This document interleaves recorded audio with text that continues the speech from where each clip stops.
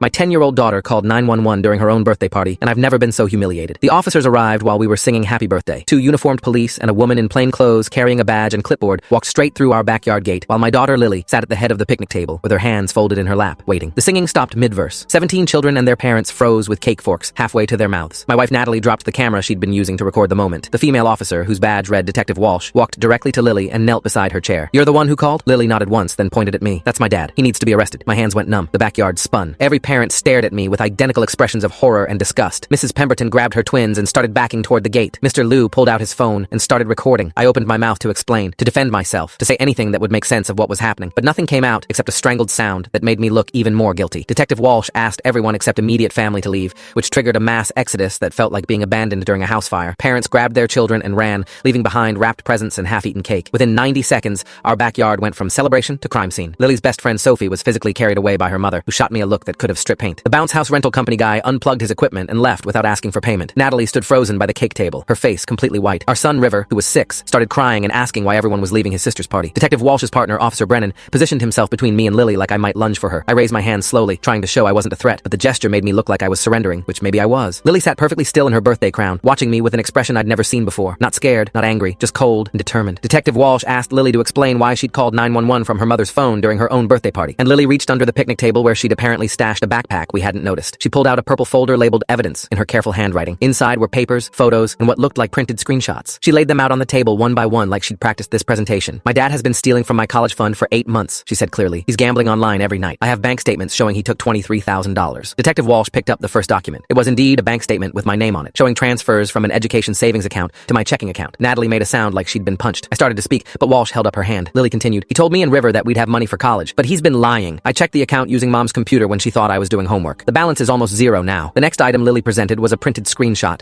showing my laptop screen open to an online poker site. She'd somehow captured it with timestamps showing 2:17 a.m. from last Monday. I remembered that night. I'd been sure I could win back what I'd lost. Just one more hand. The screenshot showed my balance. Negative $4,800. "He's always on his laptop late at night," Lily explained to the detective. "He says he's working, but I heard him swearing at his computer. I waited until he fell asleep and took pictures with Mom's phone." There were 6 more screenshots, each from different nights, each showing different gambling sites, each showing me deeper in the hole. The total losses added up to more than just the college fund. Way more. Detective Walsh looked at Natalie. "Mrs. Reeves, did you know about any of this?" Natalie shook her head, tears streaming down her face. She'd grabbed River and was holding him so tight he was squirming. I tried to explain that I was going to pay it back, that I'd just hit a bad streak, that I had a system that would work, but the words sounded pathetic even to me. Officer Brennan asked if I wanted to stop talking and maybe consult a lawyer. Lily wasn't finished. She pulled out phone records showing something no one had expected. Full story is linked below or on my channel.